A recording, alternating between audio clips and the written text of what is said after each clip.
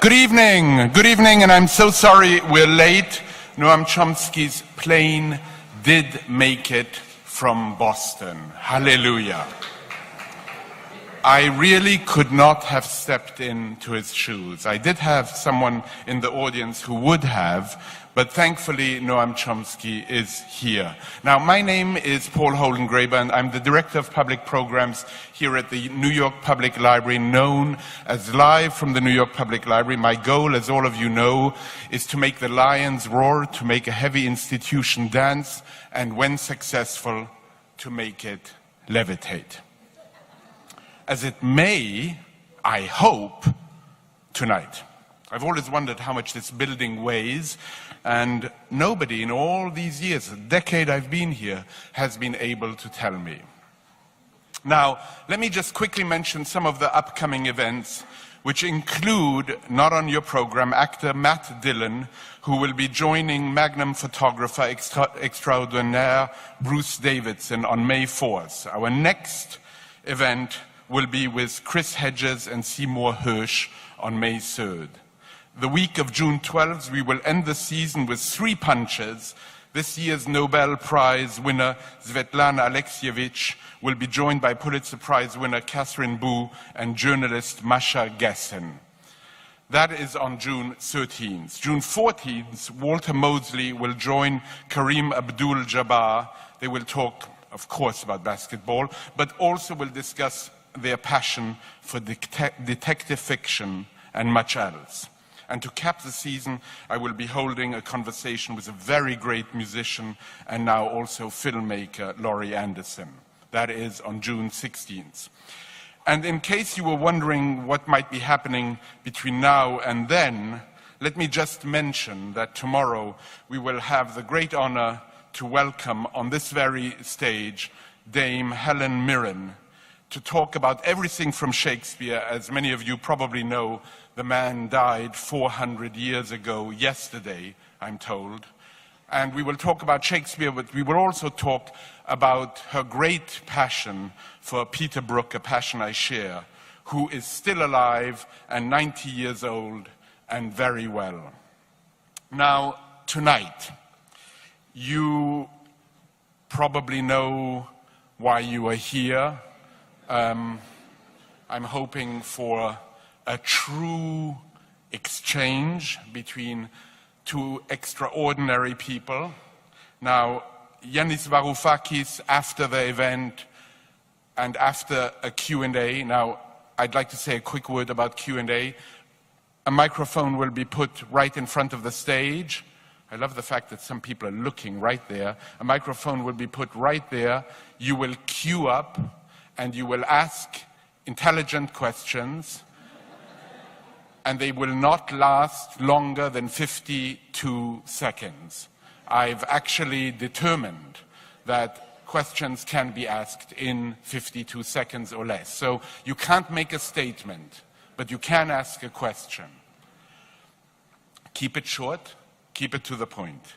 Yanis Varoufakis, at the end of that Q&A, will sign his new book, And the Weak Suffer What They Must, with a question mark. So come up and have the book signed after purchasing it from our independent bookstore, bookseller 192 Books. Now, I would like to say a big thank you to the Ford Foundation for their fantastic support to Live from the New York Public Library, as well as their support to many other cultural institutions across New York City. Thanks also go to the continuing generosity of Celeste Bartos, and always to Manaz and Adam Bartos. Now, for the last 7 or so years, I've asked my guests to give me a biography of themselves in 7 words. A haiku of sorts, or if you're very modern, a tweet. Chomsky was recalcitrant, which literally in Latin means kicking back. He hesitated. I really had to push him. And his 7 words reminded me of the 7 words that Werner Herzog gave me. Werner Herzog, when I asked him for 7 words, he didn't quite know what the point was. And he said, filmmaker, no, he wrote, Werner Herzog, filmmaker originated in Sachang, Bavaria. Now, Noam Chomsky, in case you were wondering, linguistics and philosophy professor at MIT, author. That's a biography. Yanis Varoufakis gave me a biography that doesn't resemble Werner Herzog's or Noam Chomsky's. Yanis Varoufakis, dedicated to subverting dominant paradigms, economic and political. Please welcome them.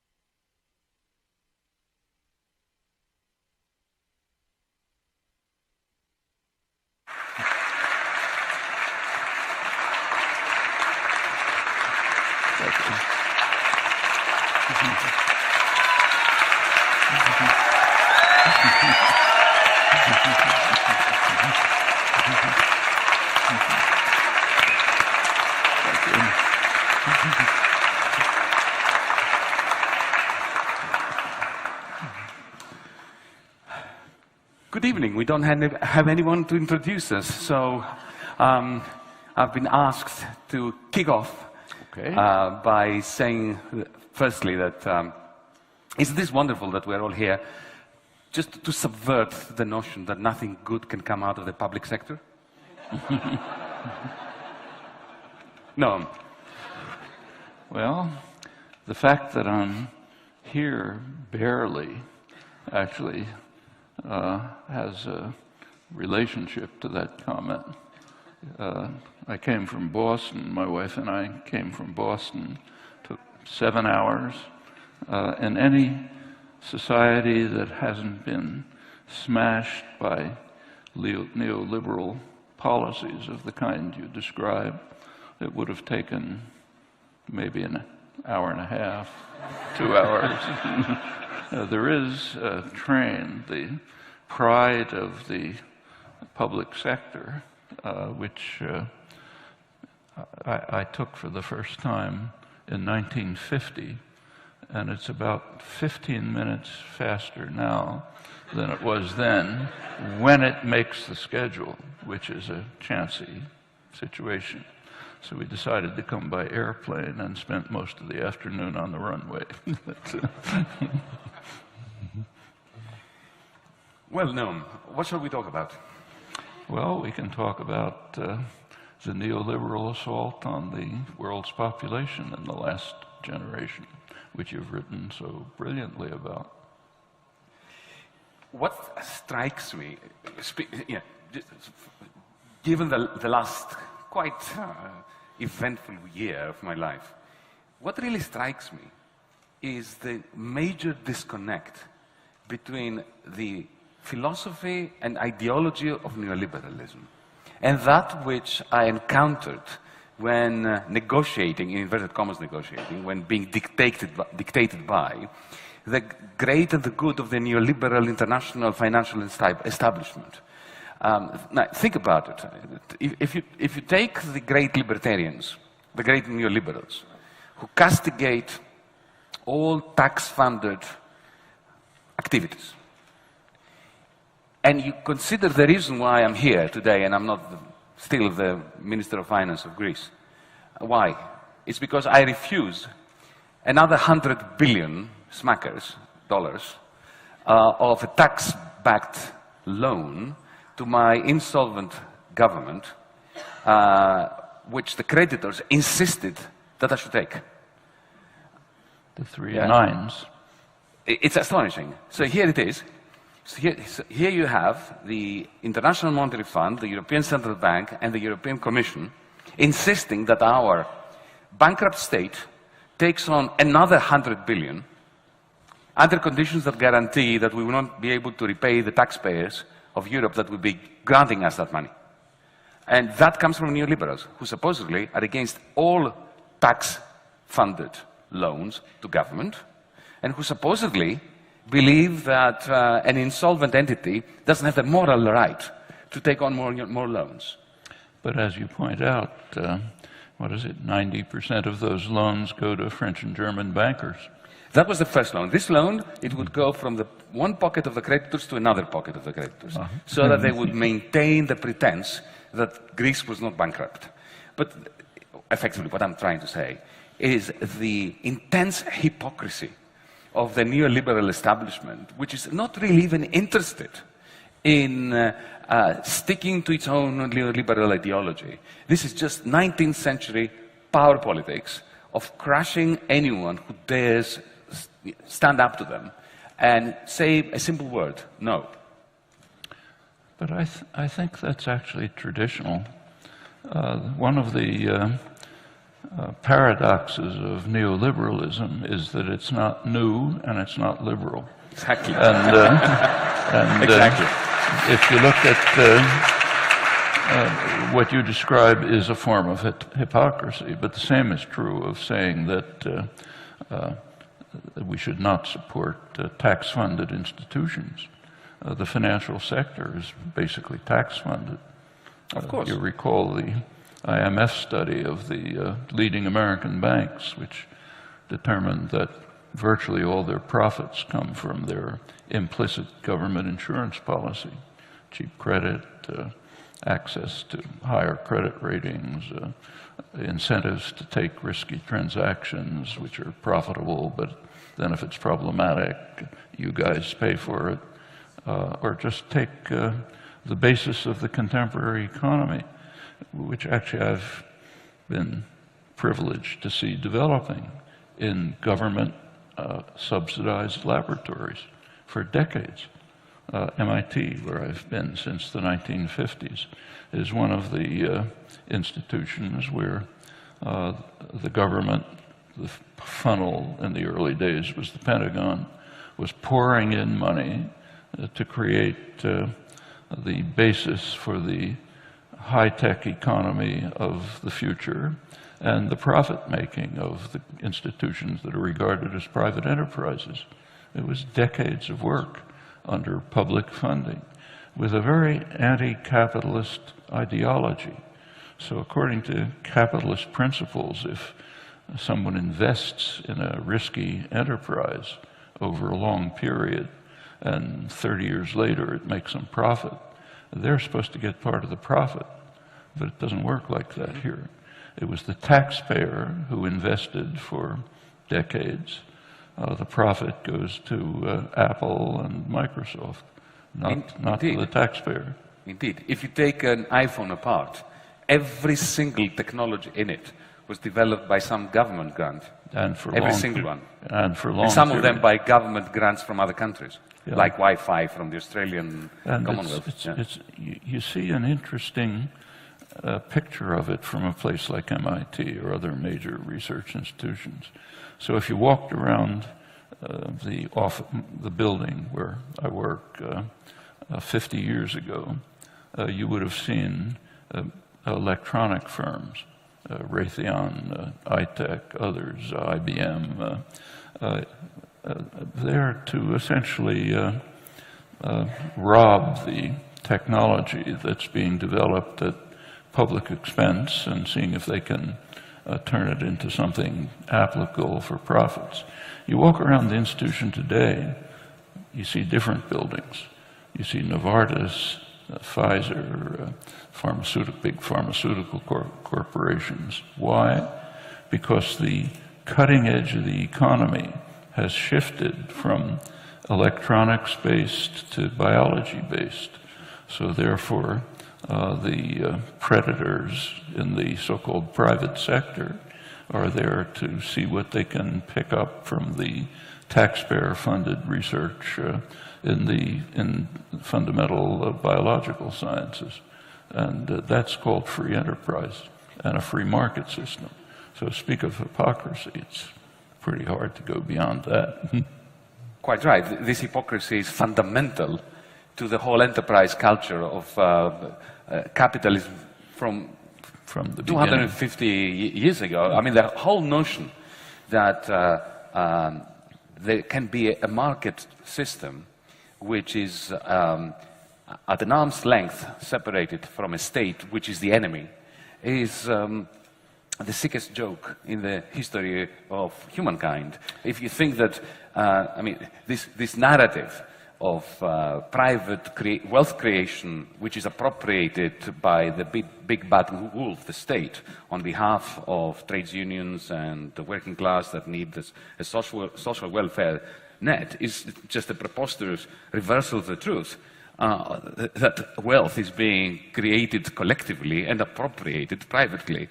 But right from the beginning, I mean, the enclosures in Britain would never have happened without the king's army. That's and without state brutality for pushing peasants off their ancestors' land and creating the commodification of labor, the commodification of land, which then gave rise to capitalism. Just half an hour ago, we were being shown, some of us, the magnificent collection of maps of the city of New York in this wonderful building. And you could see in one of the maps of Alabama the precise depiction of the theft of land from Native Americans, the way in which it was parceled up, commodified. Now, that would never have happened without the brutal intervention of the state, which created the process of privatization of land and therefore of commodification. Actually, one of my favorite passages from Adam Smith is where he gives advice to the new colonies, to newly liberated colonies, as to how they should pursue sound economics, which is pretty much what the IMF tells the third world today. What he said is the advice was you should concentrate on what was later called comparative advantage, produce agricultural products, you're good at that, export furs, fish, and so on. But don't try to produce manufacturing goods, because Britain, England, has superior manufacturing goods. So therefore you should import them from England. They're good at that, you're good at cotton and corn. Incidentally, the cotton was hardly by free enterprise. And you should certainly not try to monopolize the resources that you have. And if you pursue those practices, then everybody will be better off. Economic theory proves that. Well, the United States happened to be free of English control. So therefore they were able to do the opposite, just as England had done. High tariffs to block British goods enabled them to create a textile industry, the beginning of the Industrial Revolution. Later in the century, a steel industry, blocking superior British steel, and right up to the present, as I've mentioned, with high tech. As far as monopolization is concerned, the U.S. made a major effort to monopolize the basic resource for the early Industrial Revolution, namely cotton.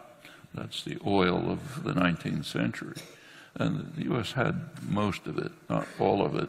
And the conquest of Mexico, which was not exactly by free enterprise, was largely undertaken to try to gain a monopoly of cotton, which would overcome the major enemy in those days, which was Britain.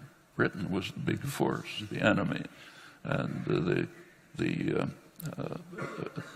Jacksonian presidents, Tyler, Peirce, mid-19th century, their position was that if we could monopolize cotton, we could bring England to our feet. That way we could really defeat them. They didn't quite make it, but made a lot.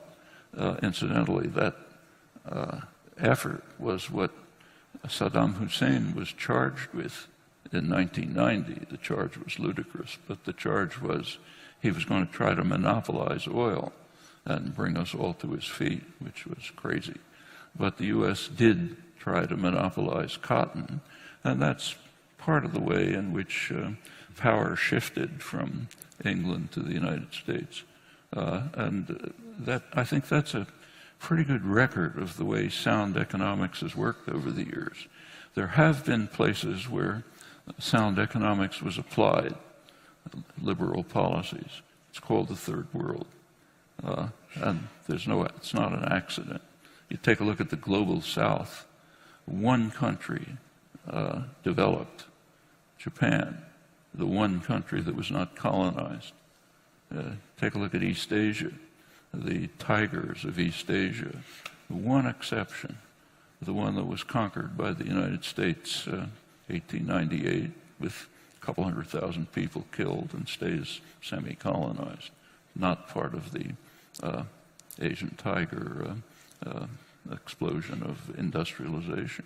The pattern is just uniform, but somehow hasn't entered economic theory. Wonder why. You're an economist. Well, the reason why it never entered economic theory was because economics in universities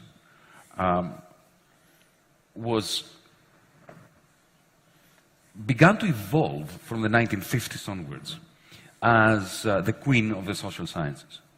And what gave discursive power and monopoly power within the academic environment to economics was the claim that it was the only social theory which was peddling universal truths to be proven by mathematical means. And it succeeded. So when a sociologist, an anthropologist, and an economist applied for a grant, it was always the economist who got it on the basis of this discursive monopoly. And however, in order to close the model mathematically, the only way to solve the equations is by making assumptions that distance the model from really existing capitalism. So, for instance, you have to assume that there's no time and there's no space. Because if you allow time to interfere with your model or space to enter, you end up with indeterminacy. In other words, you end up with a system of equations that cannot be solved or that have an infinity of possible solutions, and then you have no predictive power. Yeah. You can't say, well, this is what's going to happen. So we have a very interesting inverse Darwinian process. The more successful economists were at creating models that said precisely nothing about capitalism, the greater their success in the academy. So they became the opposite of the public intellectuals that you've been writing about. They create wonderful abstractions, aesthetically pleasing models that I spent quite a few years studying, in the same way that you go to a museum and you look at a piece of abstract art, but you don't expect to find the truth of capitalism in its form. So this is the interesting sociology of knowledge within the economics profession. But then there is a parallel shift, the end of Bretton Woods, which unleashed banking. Remember, Roosevelt made sure that in the Bretton Woods Conference, which designed the post-war, the first post-war phase between the 1940s and 1971, 1973, he had stipulated that one kind of person should not be allowed into the Bretton Woods Conference. You know who these people were? Bankers. Not one banker attended the Bretton Woods Conference, and that was at the explicit order of FDR. And it showed. And so you had boring banks between 1944 and 1971. But after 1971, and we can discuss why that is, suddenly banking was unleashed, and their capacity effectively to mint private money became unlimited and essential to the second post-war phase of global capitalism, of American hegemony. During this unleashing, there was a need for a theoretical and ideological cover. So I don't blame my fellow economists for pulling the trigger that created so much devastation in 2008 and before that and after that.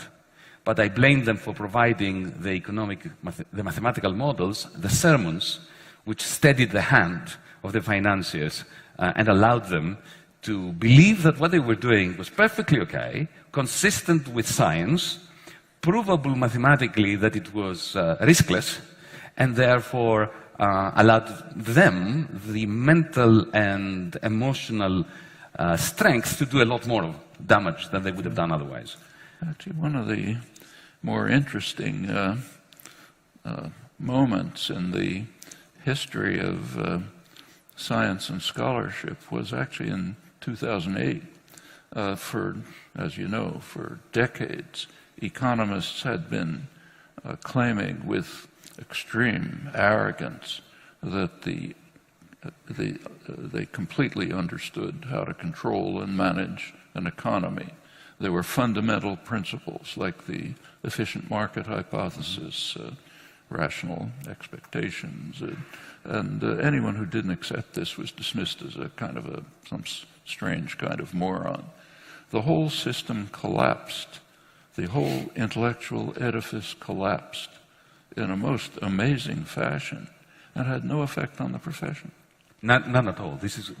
Well, it did have. It had the effect that sometimes, you know, when we're driving on a freeway, and I usually go well above the speed limit, condemn if you will, and I get stopped by the police, for the next 20 minutes I drive below the speed limit, but it doesn't last more than 20 minutes. Then after a while I just go back to where I was. This is exactly like the economics profession. They had a brief moment of...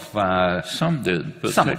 Or at least of being a bit humble and staying, you know, keeping their heads under the parapet for a bit. But then within 20 minutes, they forgot about it and they carried on teaching the same rubbish to their students.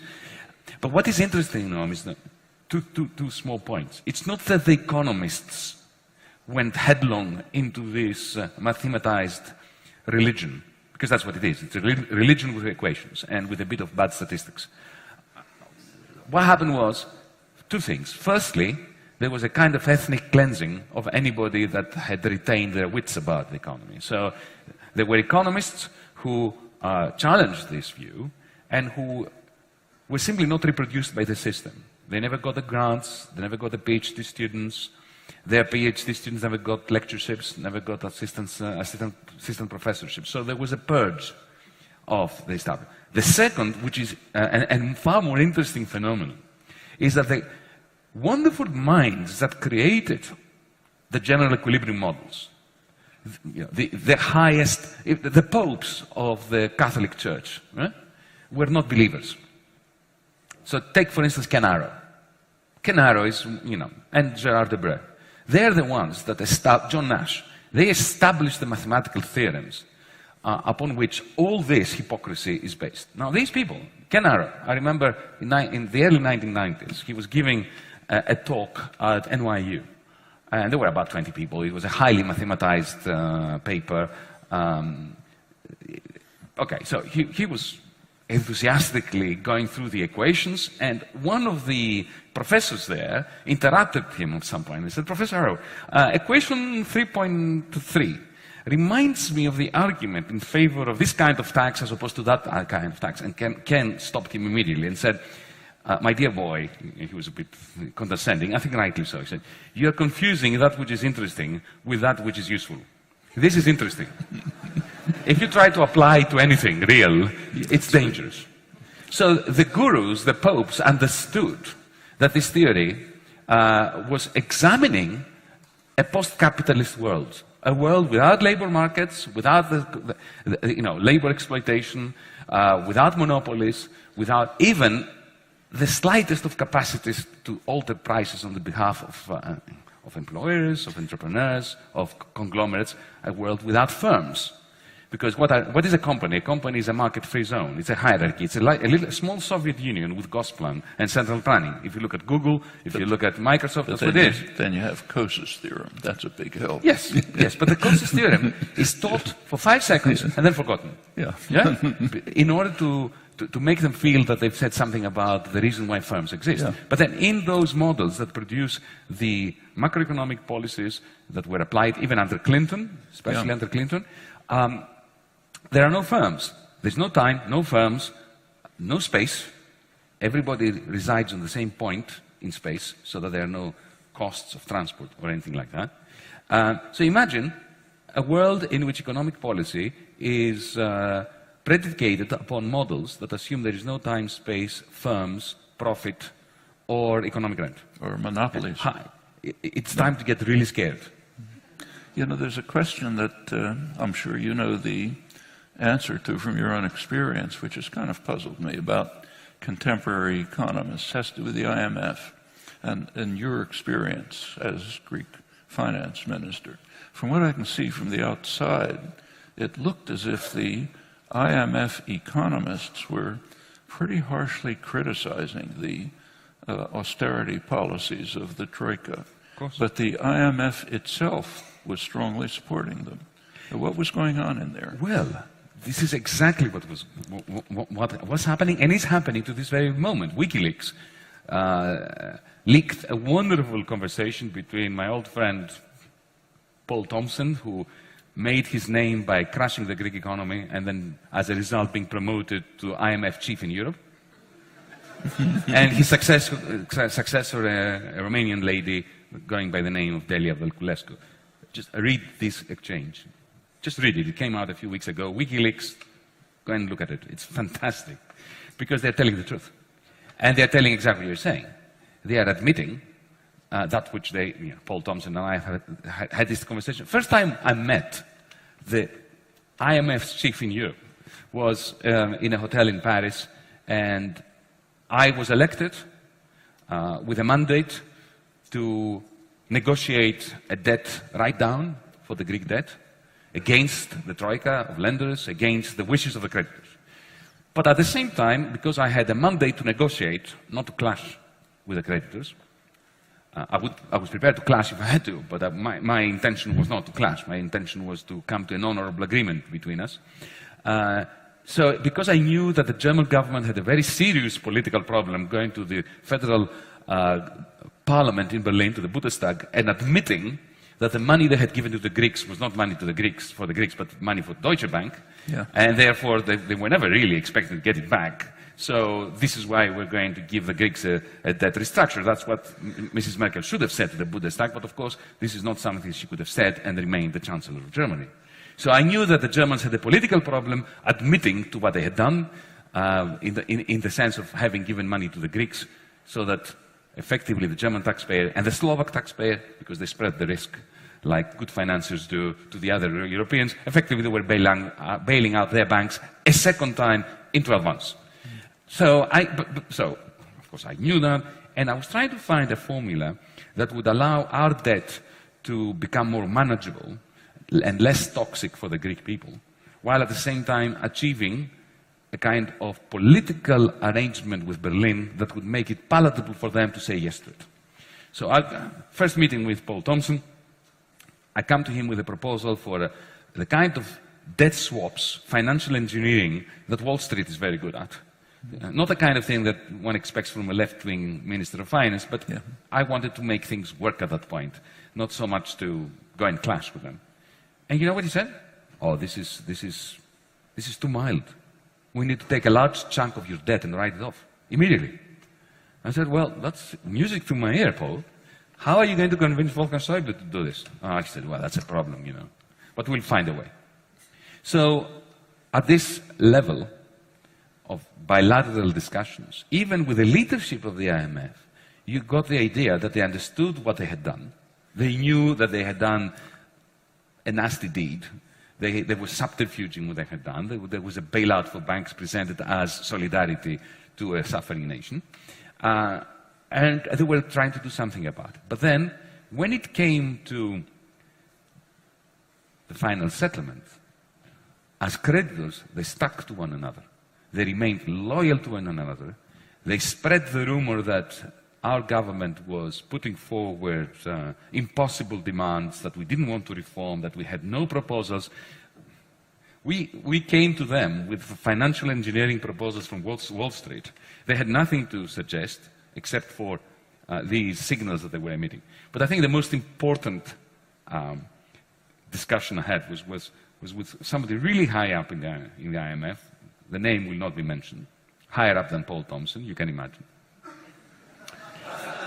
After 10 hours of negotiations, when we got into the nitty-gritty, these extremely boring meetings with aides, with advisors, with experts, with committee on pensions and another committee on VAT and other, in the end, we ended up together and we had a discussion, confidential discussion, tete-a-tete. And I heard the following words. Yanis, of course you're right. These policies we're trying to impose upon you can't work. I thought, oh no. You know, deep down, I don't know whether you have this. You probably don't. You're Noam Chomsky, you wouldn't. But I'm less experienced in this game of clashing with powers that be at that level. And deep down, I think if I psychoanalyze myself, I really wanted to think that the adults know what they're doing. And that I'm the child that is recalcitrant and kicking and screaming. But deep down, the adults, you know, the people in power at the top of the IMF know what they're doing. And my complaints and protestations, maybe they're not completely accurate. Maybe they know more than I think they do. But when these people turn around to me and say, you're right, it can't work. What we are trying to impose upon your nation can't work. But, Yanis, you must understand, we have invested so much political capital in this program, we can't go back. And your credibility, my credibility, depends on accepting it. I think that answers your question. Well, how do the participants in the Troika deliberations react to the technical papers that are coming out from the IMF economists saying, their own economists, Blanchard, others saying, these policies of austerity under recession are just destructive? It's very simple, they ignore them. What do they say? In the Eurogroup, these were never mentioned. I mentioned them. I quoted chapter and verse from their own statisticians and economists, like Olivier Blanchard and those people. I quote. There was also a remarkable study from the IMF showing that the liberalization of labor markets, the removal of protection of labor, of trade union protection, of trade union rights, protection from unfair dismissal and all that in the end is counterproductive when it comes to competitiveness and productivity. The IMF came out with this in the spring of 2014. A beautiful report. It could have been written by a progressive economist from New School, right? What exactly did it conclude? But what did it conclude exactly? It concluded that these labor market reforms that the IMF had been pushing down the throat of countries from Africa to Asia to Europe, they don't work. They do not enhance competitiveness, especially when investment is subdued, which was always my argument. So I quoted that as well in the Eurogroup. I might have been singing the national anthem of Sweden. It was exactly the same thing, because you've got to understand that these meetings are quite brutal. They have already decided what they're going to do. The ministers are treated like vermin by their own minders and by the representatives of the Troika. Something that very few people know is that the Eurogroup is actually led by the Troika, not by the finance ministers, the elected representatives of the nations. So you've got the head of the Eurogroup, who is usually, let's face it, appointed by Dr. Wolfgang Schäuble. Then next to him, there is the real ruler of the European Union, a gentleman called Thomas Wieser. Nobody's heard of him, but he wields the real power. What is his position? He's the head of the Euro Working Group, which is the cabinet under the Eurogroup. The non-existent group. Yes, they are the shadow cabinet of the non-existent Eurogroup. Yeah. And this gentleman has been around now for years. How does the Eurogroup get established? You don't discuss this in your book. You just say it's there. I think it just sprung out. You know, out of the shell, like, you know, Aphrodite in Cyprus. Look, when we created, in our infinite wisdom, a common currency, and we had a common central bank, but without a state to correspond to the central bank, and went up with states that didn't have a central bank, because that common central bank was created on the proviso that it would not come to the assistance ever of any of the states of which it would be the central bank. Right. They decided that, well, every now and then, the finance ministers of these nations that now don't have a central bank, but they have created a common central bank, should get together and discuss economic policy to coordinate. So this is how it emerged. It's not in any treaty. And do you know how I found that out? So the Eurogroup consists of the finance ministers? Yes, well, that was the initial idea. The finance ministers, and one of them chairs it. Before Dijsselbloem, who is now the president, it was the head of the largest tax haven in the world, Luxembourg, certain Jean-Claude Juncker. The United States is getting close. Not as badly as Luxembourg. Not as badly as Luxembourg. A couple of states. Yes, it's close, but not as bad. Not at that level. But ever since this Eurozone, which, by the way, the Euro is a carbon copy of the gold standard of the 1920s. It was created in the image of the gold standard of the 1920s. So you know what happened to the gold standard of the 1920s.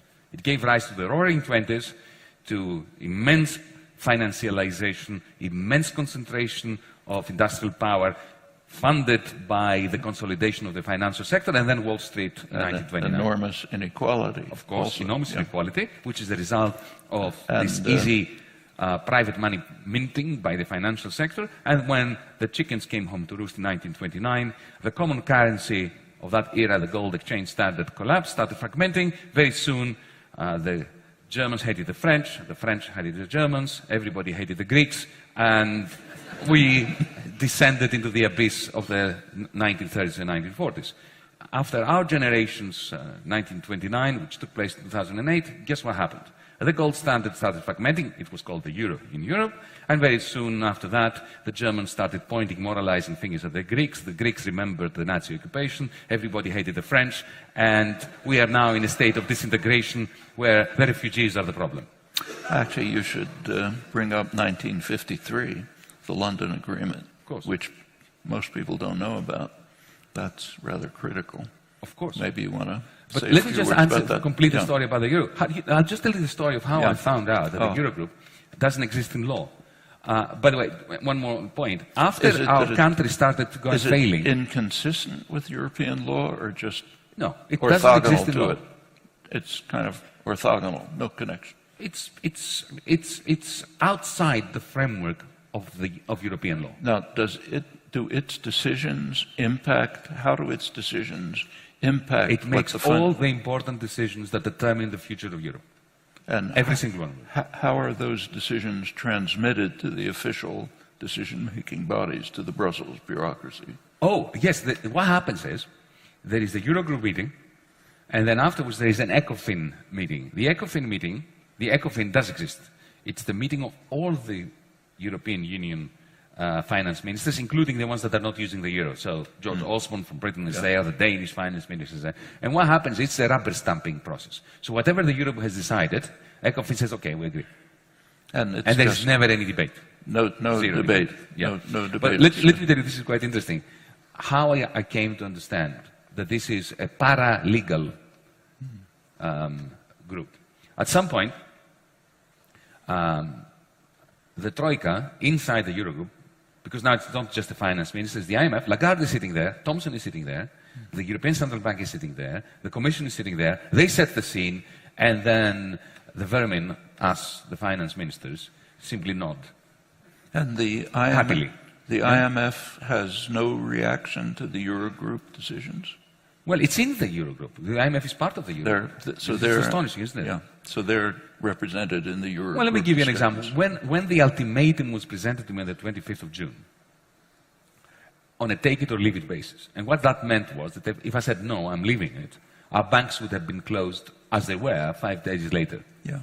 So that's a pretty powerful ultimatum. It's like making me an offer that I can't refuse, even though we refused it. For a while. Until we caved in and then I resigned. But this is interesting. I was presented with this ultimatum. It comprised 3 chapters. One was the fiscal policy that we would have to follow for the next 20 years. Interesting. It's interesting given that our mandate from the Greek people was only for 4 years. This is spelled out in In black and white. Yeah. What the primary surplus could be, what the tax take should be, what measures we should use, what the VAT rate should be in order to get that primary surplus. Chapter 1. Chapter 2. This is specifically for Greece. Only for Greece. Yeah. Has there been something similar for Spain or Yes. Italy? Also? Yeah. Portugal. Yeah. This colonization is at full blast. Not just it started with Greece. All bad things start with Greece, and then they spread out. Greece is the laboratory of misanthropy. How do they deal with France? But France, of course, is the final destination. Yeah. And the beauty is that beginning to give orders to France? Of course. That is. Of course. From the Eurogroup.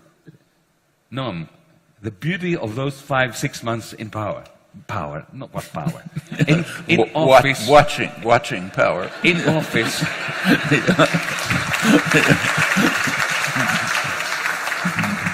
The beauty of it was, we academics, all our lives, we theorize about things. Okay, we try to get evidence, but we theorize. During those 5 months, I didn't have to theorize. And to answer your question about France, at some point I was having a very interesting conversation. I had many interesting conversations with the finance minister of Germany, Dr. Wolfgang Schäuble. At some point, when I showed him this ultimatum, and I said to him, it's a long story, but I'll cut it short. I said to him, would you sign this? Just let's take off our hats as finance ministers for a moment. I've been in politics for 5 months. You've been in politics for 40 years. You keep barking in my ear that I should sign it. Stop telling me what to do. As human beings, you know that my people now are suffering a Great Depression. We have children at school that faint as a result of malnutrition.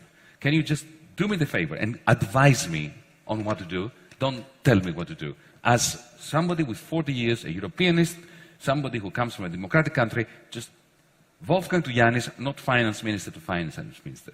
And to his credit, he looked out of the window for a while. And he turned to me and he said, well, the question that I had actually asked him was, would you sign this? And he turned around and he said, as a patriot, I wouldn't. Of course, the next question was, so why are you forcing me to do it? He said, don't you understand? I did this in the Baltics, in Portugal, in Ireland. We have discipline to look after. And I want to take the Troika to Paris. He said. Yes. So I don't need to theorize. It starts with Greece. Greece is a pipsqueak country. It's not that important. But you start with that small problem. You impose these unsustainable loans, which give creditors huge power, and then you start cutting, because the final intention, and I try to explain this in this book, is to curtail the Parisian elite's long-standing ambition to usurp the power of the Deutschmark for the purposes of expanding the French nation-state's reach and control of Europe. Also, I presume, for the Bundesbank to be able to control the French budget. Absolutely. Not so much the Bundesbank, but the Federal Finance Minister, Schäuble himself. And I don't blame the Germans for that. If you go back to 1992, when this euro was first created, the Maastricht Treaty, to convince the French to vote for it, the French conservative newspaper Le Figaro had a headline that was offensive to human beings. It read, as an encouragement to the French to love the Maastricht Treaty, Maastricht, and underneath, a new Versailles Treaty without a shot being fired. Now that is offensive to the German people. It is offensive to anyone who understands the pain of the Second World War. It is offensive to all well-intentioned human beings. And you think French elites actually believed that at Maastricht? Absolutely. This was the intention. Look, de Gaulle in 1965, in response to a journalist,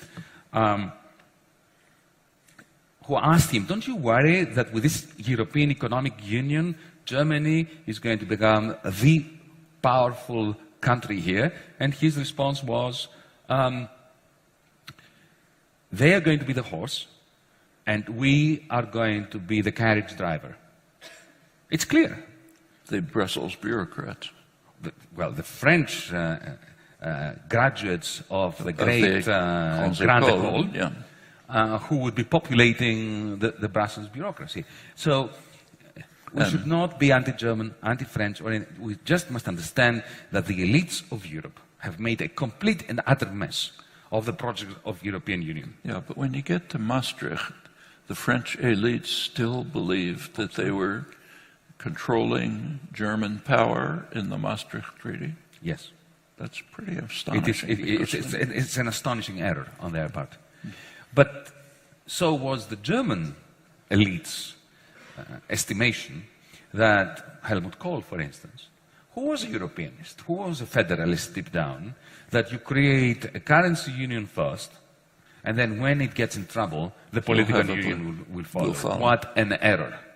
When you create a gold standard and it starts fragmenting, you're not going to end up with a political union. You're going to end up with an abyss. You're going to end up with Le Pen in government in France, Golden Dawn in Greece, the AfD in Germany, and the fragmentation. You think he understood, say, Nicholas Kaldor's prediction?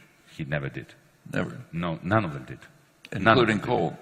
Including Kohl. He didn't understand it, and he didn't believe it. He really genuinely thought, in a rather simple-minded manner, that we are creating this monetary union. Its fragmentation is going to bring about humongous costs for Europeans. So our successors, when this fragmentation begins, must fix it by creating a political union. Well, yes, they must, but they're not doing it.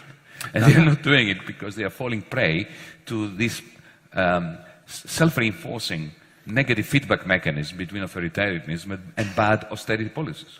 How did the Fed respond to Maastricht? The Fed? Yeah. It is interesting. Remember, Alan Greenspan was not the most astute of central bankers. And he was in some ways. He understood why the economy was working so well. Remember his testimony to Congress where he explained how magnificent the economy was that he was administering. He said it's based on growing worker insecurity. True. That was a good remark. Yes, yes. So he was a real class warrior, but he did not understand finance. Yeah. Yeah. Unlike Paul Volcker, who did. But he understood power. Yes, he understood power. But Paul Volcker, his predecessor, understood both power and the pitfalls of over-reliance on markets. Yeah. Okay. So what was the reaction to Maastricht by the Fed? None. None. None. It was. They didn't pay attention. There was. Well, I do not know of any substantial reaction. I haven't seen any. I've done some research. They were just going along. They would be making comments about the specifics, technicalities, but not any degree. Paul Volcker did make some very interesting comments. What was his reaction? He was very critical. He was very critical of the lack of checks and balances and shock-absorbing mechanisms. But Alan Greenspan and the Fed under Alan Greenspan indulged in auto-lobotomy regarding these structural aspects of global capitalism. Actually, you ought to bring up what the 1953 story. That's quite critical. Well, it's part of a broader story of American hegemony after the Second World War, which has two dimensions that are, of course, interwoven. One is the Cold War story, which is a very important story, and the increasing authoritarianism of the United States after Truman. Beginning with the Truman Doctrine, again Greece, remember, everything bad starts in Greece, like the Cold War, which began in the streets of Athens in December 1944, not in Berlin, then spread to Berlin, with the first attempts by the CIA, successful attempts to overthrow governments that they considered inimical to the interests of the global empire, like the Mossadegh government, then later our government. I grew up in the dictatorship that the CIA managed to create before the Pentagon had its own coup with the generals. They felt, there was a wonderful race between the Pentagon on the one hand and the CIA as to who was going to stage the Greek coup in 1967 first. And they were working quite separately from one another. The Pentagon with generals and the king, and the CIA with the colonels. And the colonels got in first. They were more agile. So they moved in first. And so then you had Pinochet, you have the Latin American brutality, and so on. So that's one story we all know about American imperialism post-1944.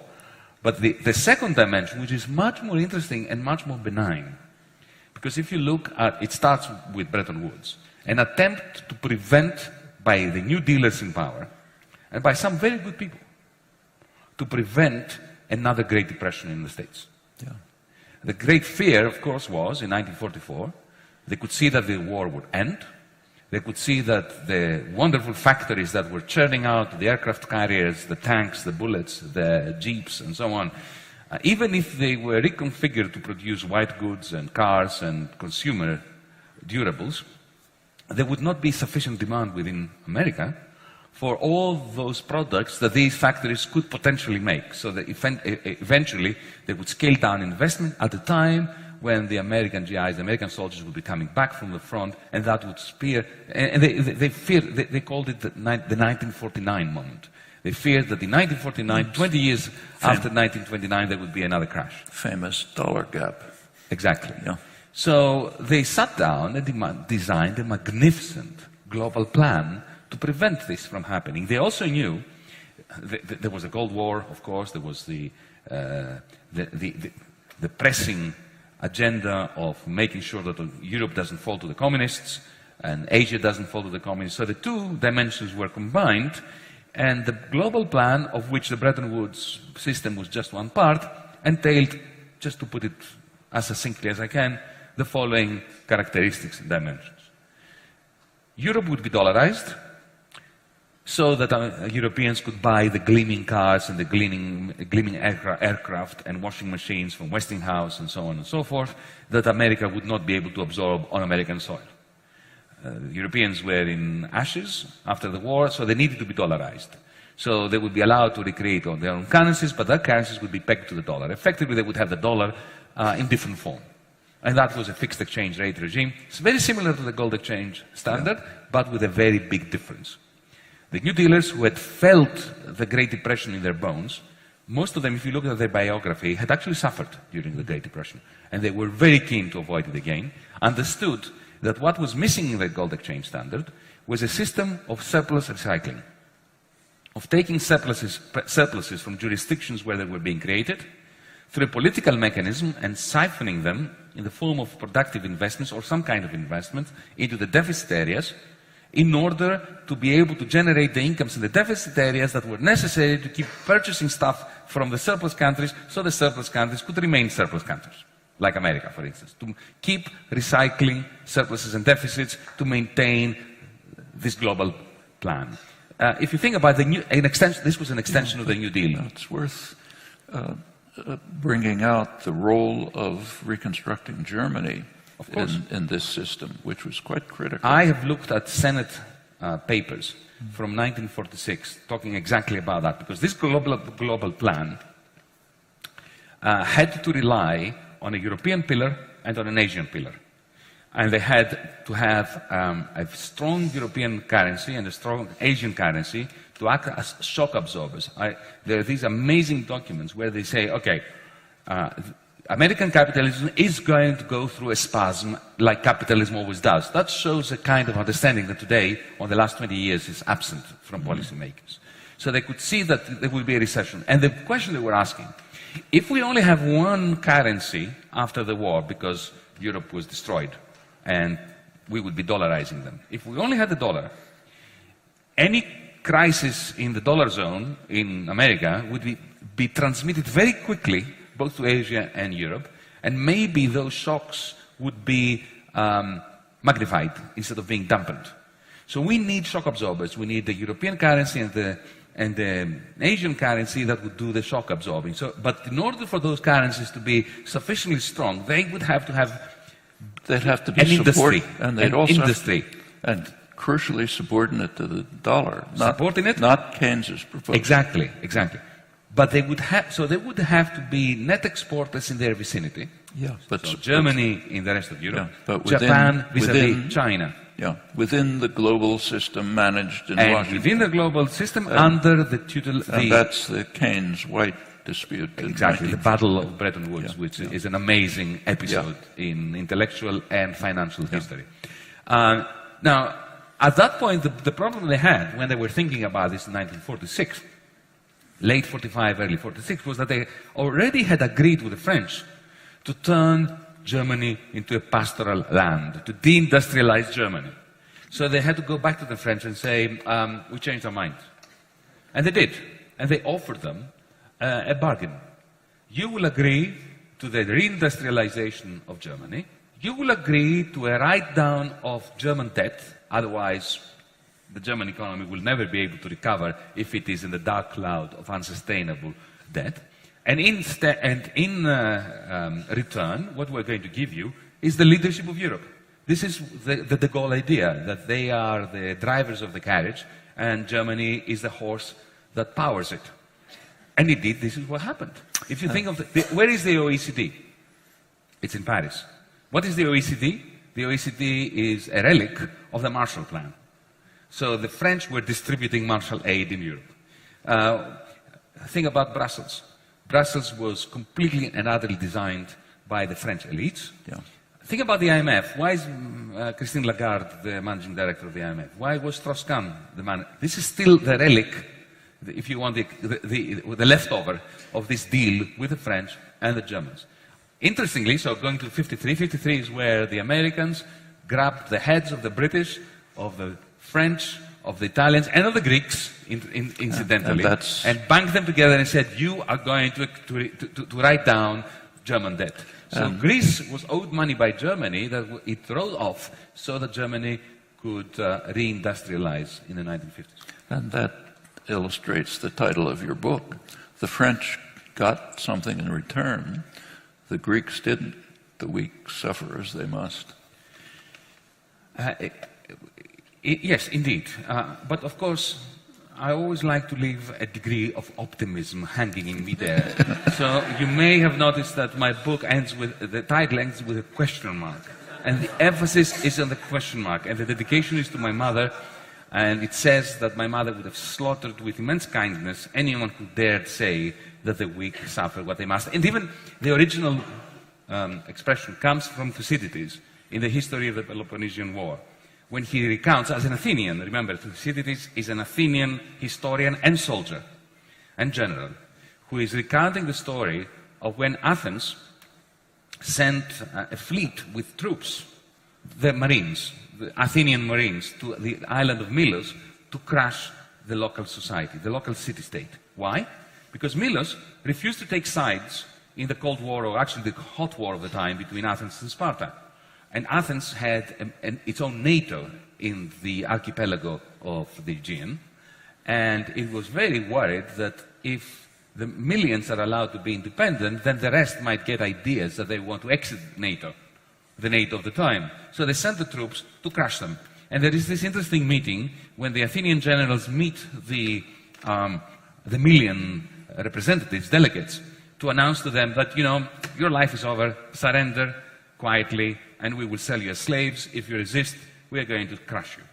And the millions gave them a Kantian argument, that you should never treat human beings as a means to an end. You should treat them as ends in themselves. Not exactly, but more or less this. They hadn't read Kant yet, remember? Of course. But it was more or less that kind of Kantian argument. You should treat those in a position of weakness in the same way you would want to be treated in a position of weakness.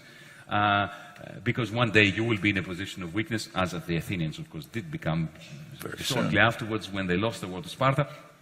And the Athenian general responded, no, you've got it this wrong. The strong do what they can, and the weak suffer what they must.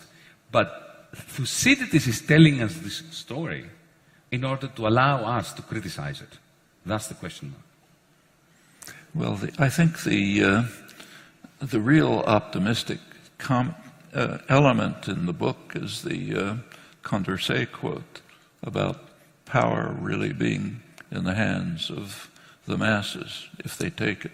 In the mind of the masses. In the mind. And in fact, that goes back to, and he was probably quoting David Hume, who in the First Principles of Government makes that point very clearly. He says it's surprising to see the easiness with which the the great mass of the population is subordinate to their governors, because power is in the hands of the governed.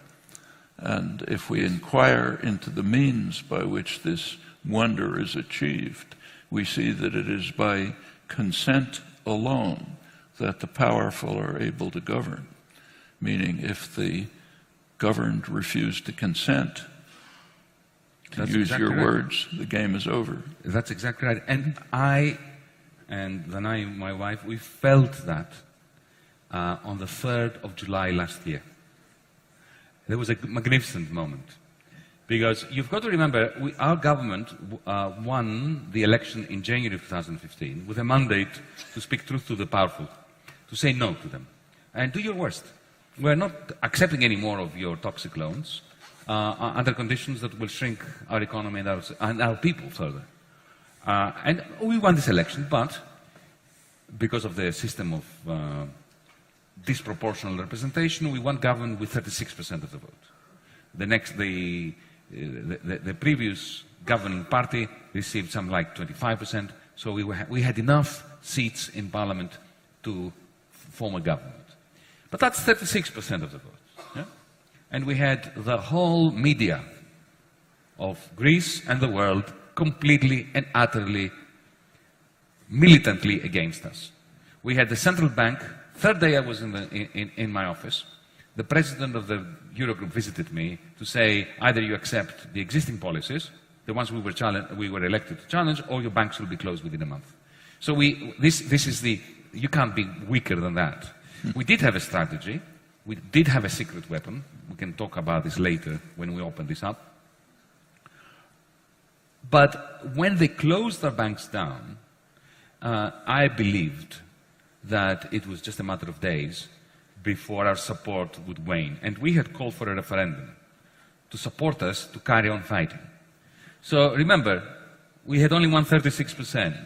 The banks were closed. People didn't have access to their money. Pensioners were fainting in line in front of closed banks to get some money out in order to feed themselves. The press is bombarding, terrorizing people in their living rooms on the television set, saying to them that if they vote with us against the Troika, Armageddon is going to come and we'll be expelled from the universe, not just Europe.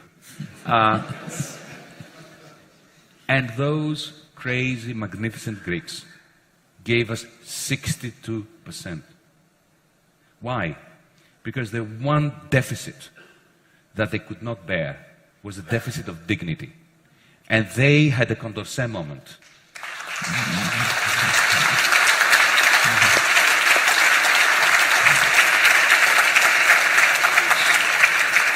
So, what happens to Greece now?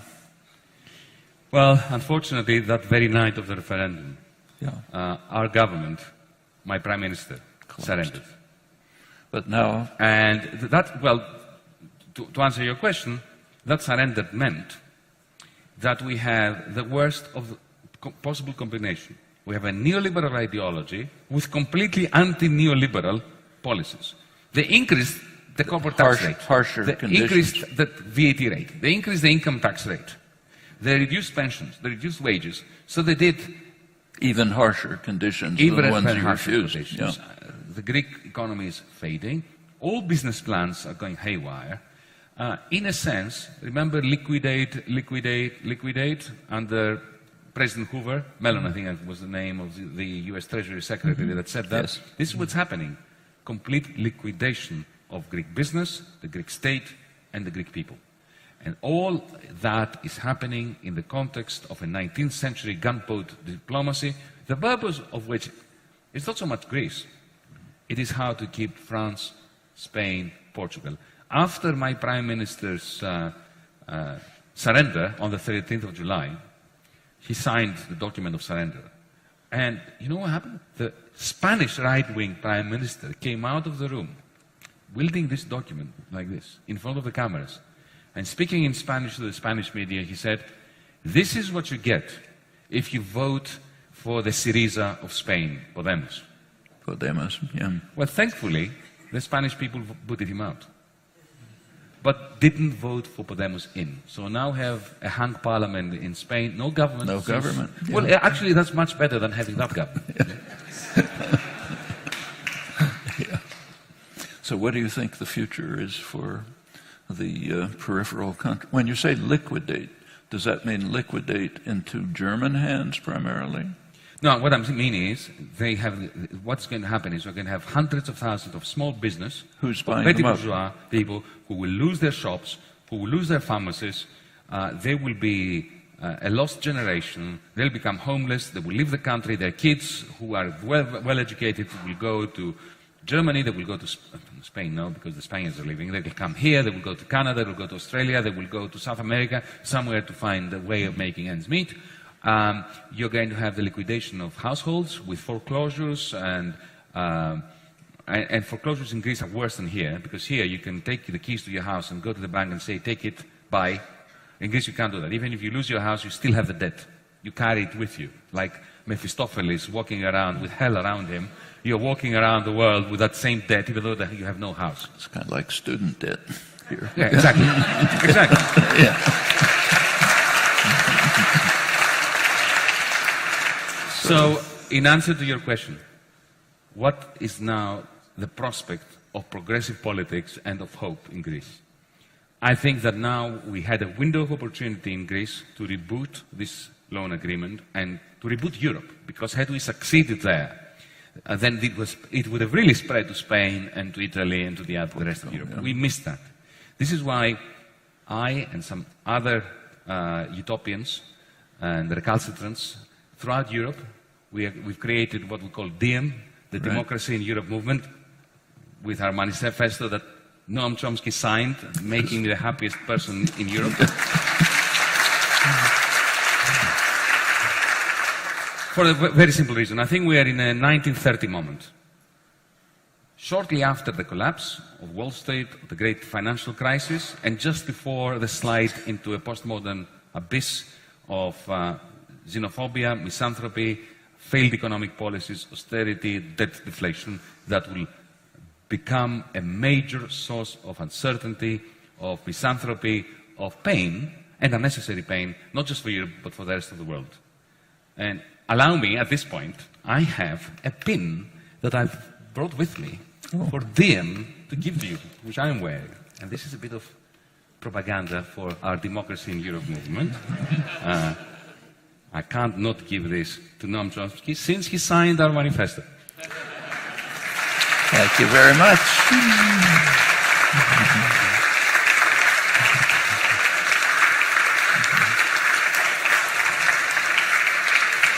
And I'm being signaled to that we have to open this up.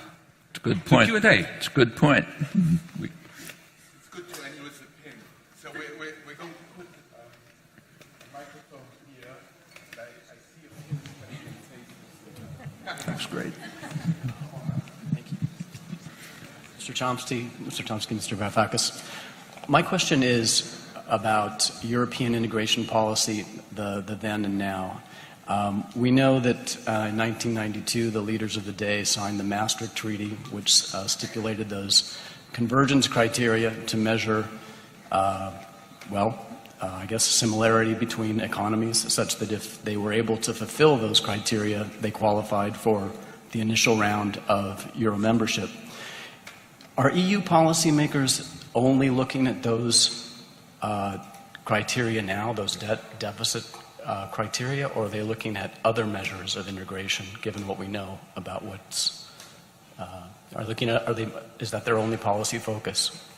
Well, let me say that they never looked at those criteria. Those were bogus criteria. Greece didn't meet those criteria. Italy didn't meet those criteria. Far from it. The criterion was 60% of debt over GDP as a maximum. Italy had 100%. But of course, the whole point of creating the Eurozone was in order to stop Fiat producing cars that would remain competitive vis-à-vis Volkswagens through devaluation of the lira. So they needed Italy. So they violated their own criteria.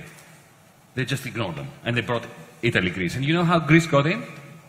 We had some smart people in the finance ministry and the Central Bank of Greece, and they copied exactly the same tricks that they used in it to let Italy in. And they said, well, we know what you've been up to, So if you let Italy in, we were doing the same tricks, we will present the same data, so either you have to keep the Italians out or allow us in as well. So this is how we got caught up.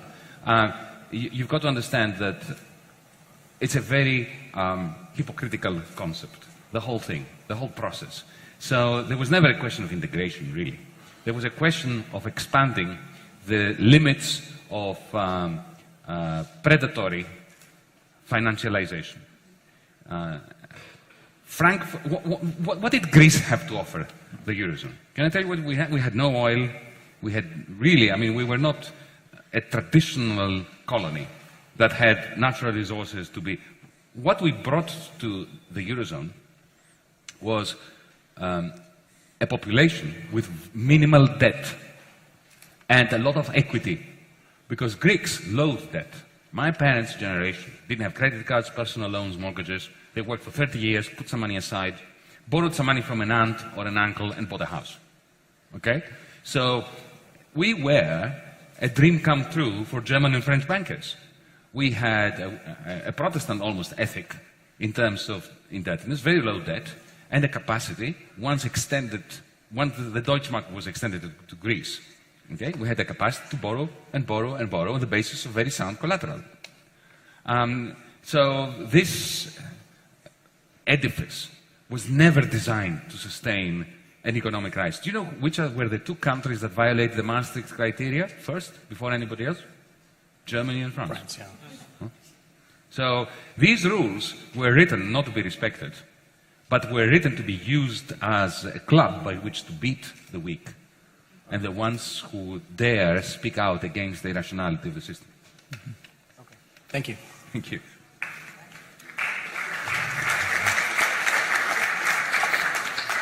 Hello. My question is for Mr. Chomsky. In the past, you've been very critical of the way in which the West has engaged in political and economic imperialism around the world behind closed doors, kind of smoke and mirrors. How do you believe that transparency and democratizing the Eurozone will affect or deter this behavior? With the transparency in...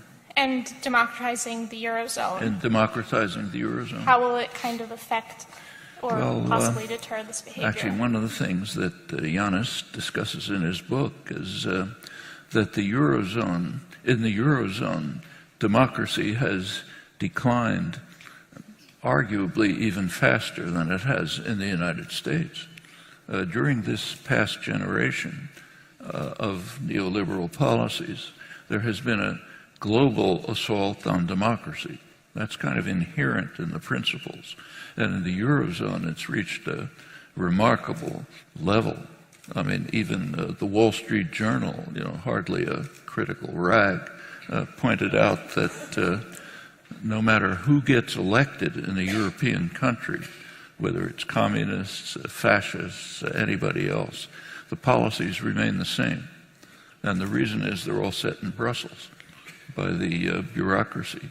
And the citizens of the national states have no role in this. And when they try to have a role, as in the Greek referendum, they get smashed down. That's a rare step. Mostly they are sitting by passively as victims of policies over which they have nothing to say. And what Yanis said about the Eurogroup is quite striking. This is a completely unelected group, not in any remote way related to citizens' decisions, but it's basically making the decision, the choices and decisions. That's even beyond what happens here. Here it's bad enough, but that's more extreme. Well, let me add to this, just to clarify something. Actually, I will go further than Noam about Europe. The European Union doesn't suffer, or the Eurogroup, from a democratic deficit. It's like saying that we are on the moon and there is an oxygen deficit. There is no oxygen deficit on the moon. There is no oxygen, full stop. And this is official in Europe. In my first Eurogroup,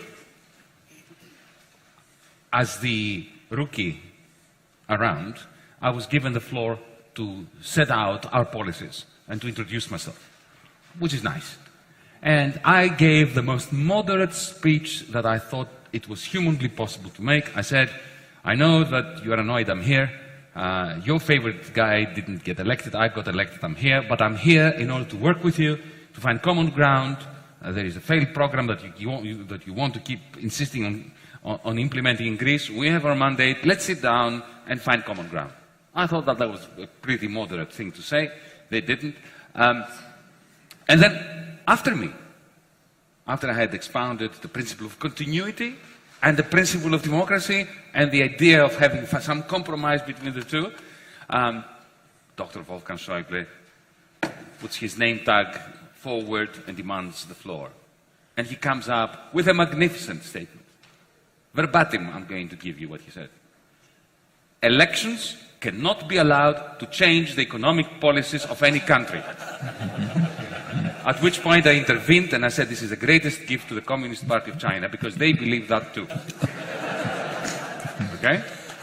Now, while I was in there, in the 12 Eurogroup meetings that I attended, before I resigned, I noticed in those very lengthy, incredibly intense and depressing sequences of discussions, some of them lasted more than 12 hours, the room was full of cameras, microphones.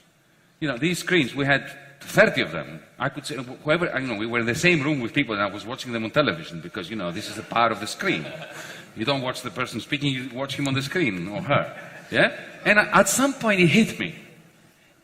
We don't need a revolution here. Somebody in the control booth, just press a button and connect all these cameras to the internet. Just imagine if that were to happen. Huh? You don't need a treaty change, a new constitution, a revolution, nothing. Somebody just press a button. Like in a science fiction movie, you press a button and suddenly you have a new universe. Yeah? What would happen? Would Schäuble say this? I don't know, maybe he would, but you know what? It would make a difference for the Germans, the French, the Portuguese, the Greeks to hear him say those words. Instead of reading the Financial Times where people like Peter Spiegel were simply saying that Yanis Varoufakis was resisting reform in his country and he demanded more money for it. Right? So transparency is everything. We need, this is the first step. It's a huge revolutionary step that takes nothing more than the press of a button. So this is why, you know, on our side, again, I'm a salesperson here tonight, in dim25.org, there is a Transparency in Europe Now campaign. We're demanding the live streaming of all these meetings. We're demanding that the ECB publishes its minutes. We're demanding that all the TTIP negotiating... Do you know that as the Minister of State for Finance in Greece, in order to look at the TTIP documents of the negotiations between the European Union, to which I was a finance minister, and the United States, I had to sign a non-disclosure agreement. In other words, the price of looking at those documents was that I promised not to tell my electorate. So, if you can, get into our site and sign the petition for transparency. It's a small step, just to make it difficult for them. Even if they have to answer the question, why are they not live streaming the meetings? That's a small step, because you're putting them in a difficult position. I just want to say that we are also live streaming. And that I'm not going to tell you how many questions we're going to take, but we're going to end at 8:59. So go next question. Thank you. 59. You and your precision. 9:01. Okay, hi.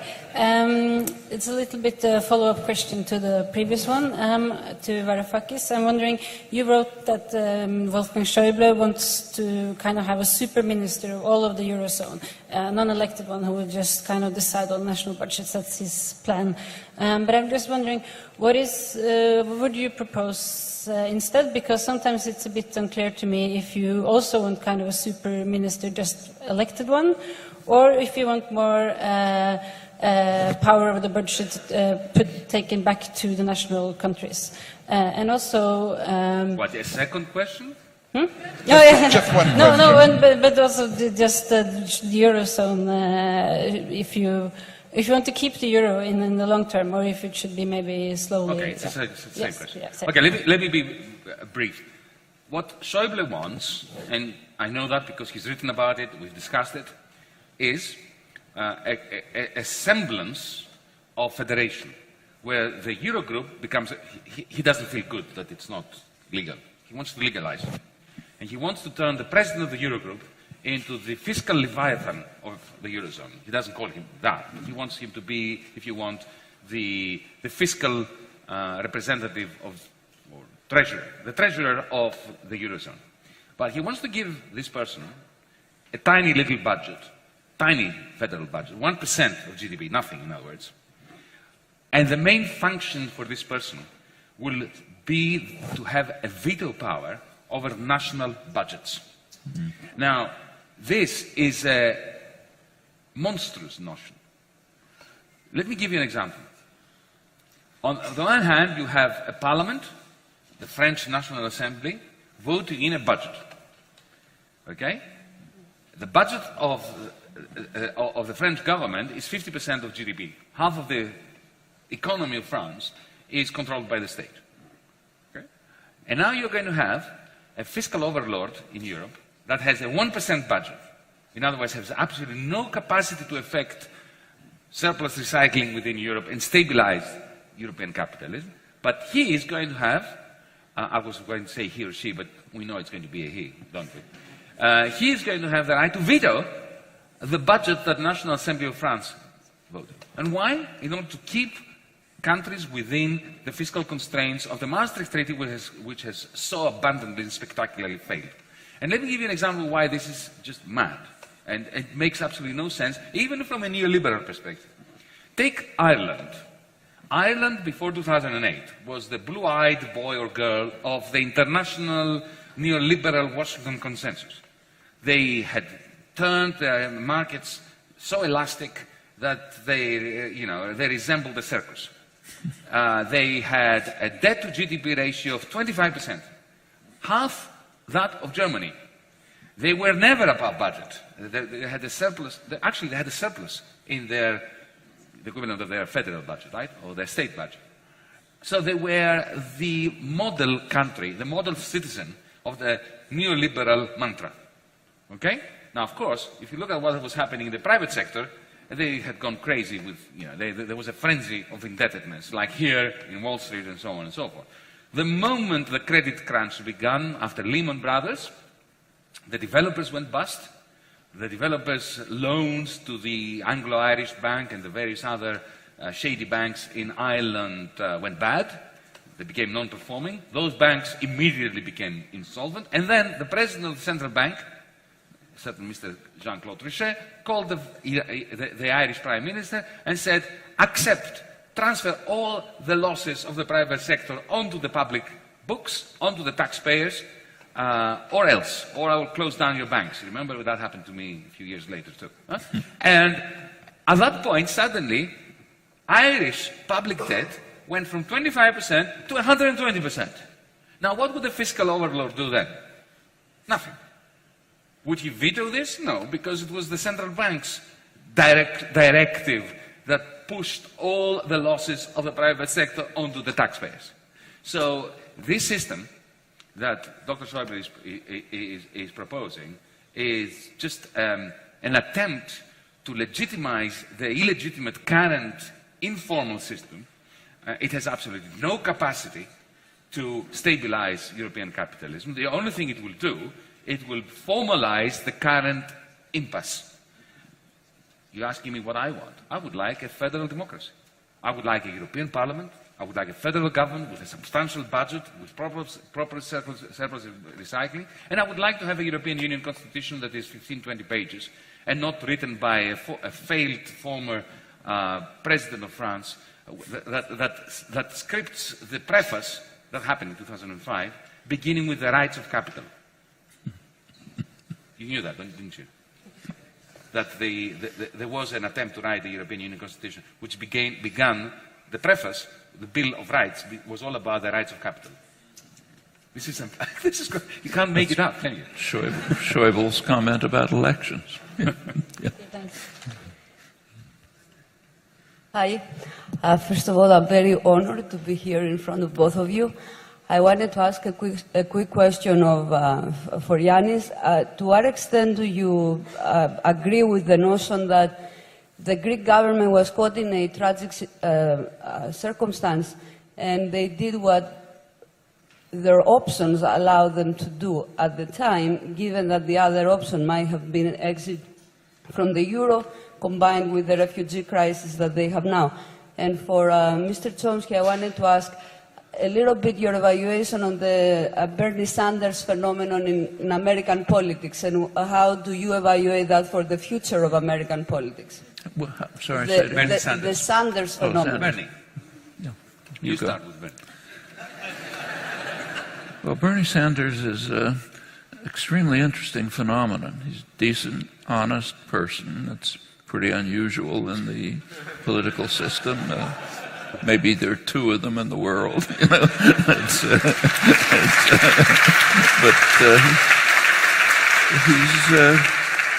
He's considered a radical and extremist, which is a pretty interesting characterization, because he's basically a mainstream New Deal Democrat. His positions would not have surprised President Eisenhower, who said, in fact, that anyone who does not accept New Deal programs doesn't belong in the American political system.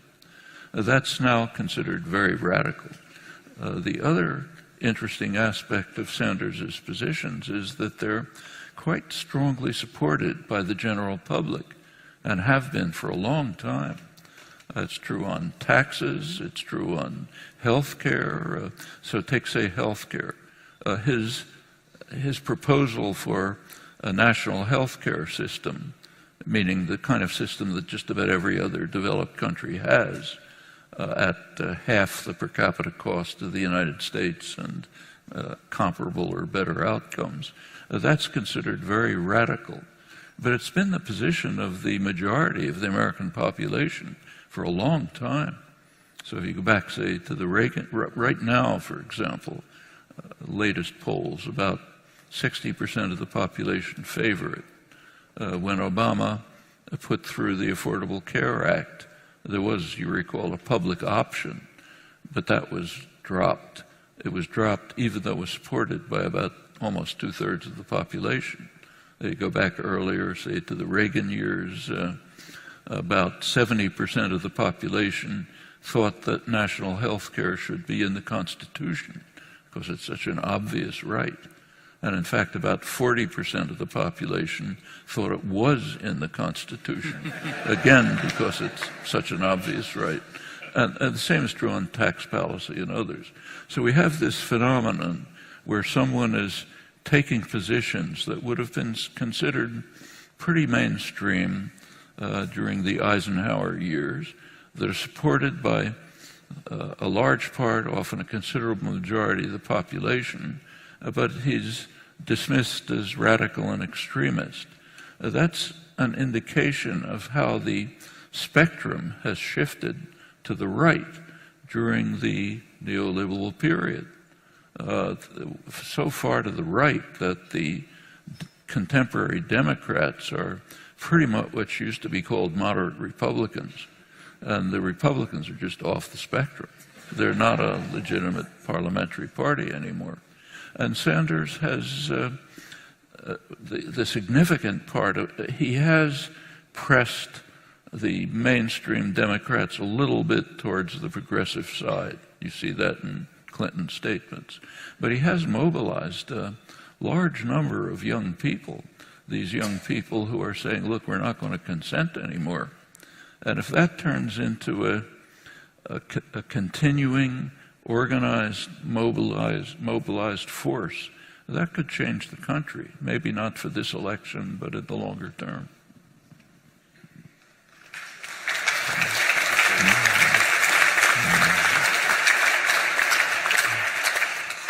I'm going to answer your question by saying, and I hope you don't consider this to be too harsh a judgment of your question. I will say that embedded in your question is the most toxic form of TINA, of the proposition that there is no alternative. The idea that in the end we had to surrender because the alternative would be worse, effectively denigrates the 62% of Greeks who ordered us not to surrender. And it denigrates those of us who actually want government Because if what you're saying is right, we were naive.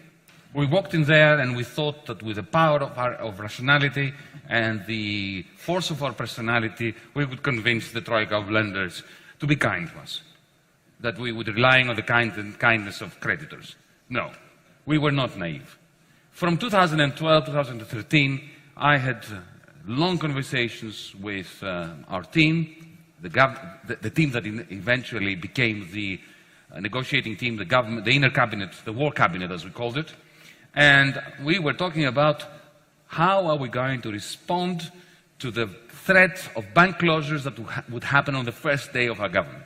And we had worked out a plan of what our retaliation would be. I won't bore you now, we don't have the time. I've spoken about this extensively.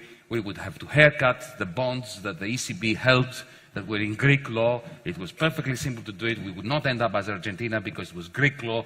The ECB would have to come to a Greek court to contest it. They would not be dragging us to Luxembourg, to London, or to New York. And that would have crippled QE. It would have brought down, with a very high probability, the euro.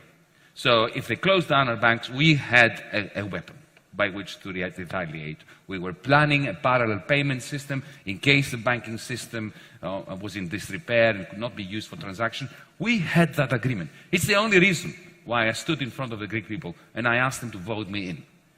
I didn't ask them to do this in order for me to go in there and go into the Eurogroup and give nice speeches and hope for the best.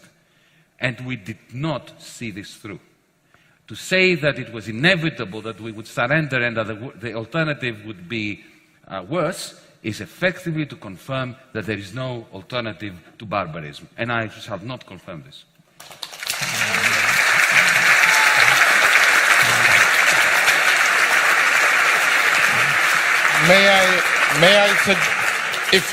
If this would be okay for you, may I suggest that we bundle 3 questions together, and so you ask 3 brief questions, maybe. Not one of you. You ask one. You ask one question, you ask one question, and the gentleman there asks one question, and the others who are there, I applaud you for being so hopeful. Okay. Just one after another. Thank you very much for this conversation, and I would like to ask my question to both of you. You have discussed the situation in Spain, and we have just found today that after 4 months without being able to form a government, there will be new general elections on the 26th of June. So my question would be, which would be your message in this critical juncture in the battle of ideas in Europe for the Spanish people and also for Podemos? Thank you. Question number 1. Question number 2. Yes, thank you for a fascinating evening. Austerity is bankrupt. It's bankrupt empirically. It's bankrupt intellectually. It continues to be imposed on the people of Europe. You have framed this tonight as primarily a political conflict, primarily between Germany and France. Can't we interpret this as an agenda by people who have no particular political or national allegiances to impose Reagan and Thatcher-style capitalism on the core of Europe, including Germany? What happens to German pensions at the end of this game? And the last question. My question was concerning some of the other peripheral countries in Europe. Ireland, Spain, and Italy, and their national governments did not support you last year during the crisis. Now, would you comment on that? And also, what do you think the prospects for those countries are now, economically? Well, the message for the people of Spain, I think, should be this. That's what they should be voting for, and they can achieve it. Go back to David Hume. Power is in the hands of the people if they don't consent, and that's critical. I have nothing to add to this. I'll try to combine it with the last question, because what applies to the people of Spain applies to the people of Italy, to the people of France, but indeed also to the people of Germany.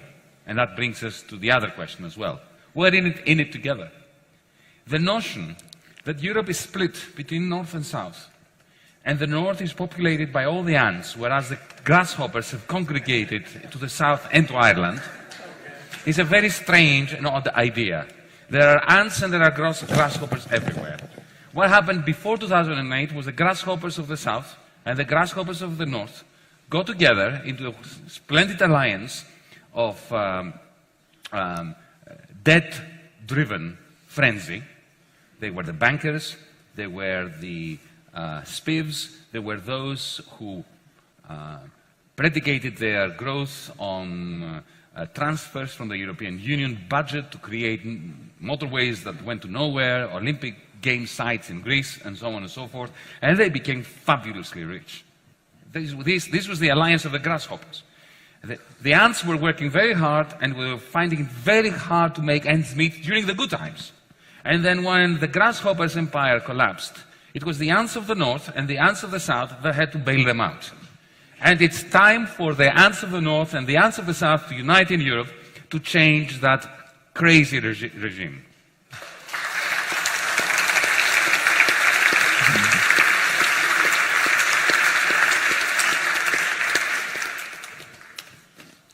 Any final words?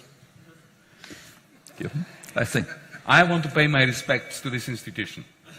And I want to thank you and your staff, I met some of them before, for the diligence and the dedication and the enthusiasm. If only our rulers had a small percentage of this dedication to public service, the world would have been a much better place. Continue a little more. Thank you very much.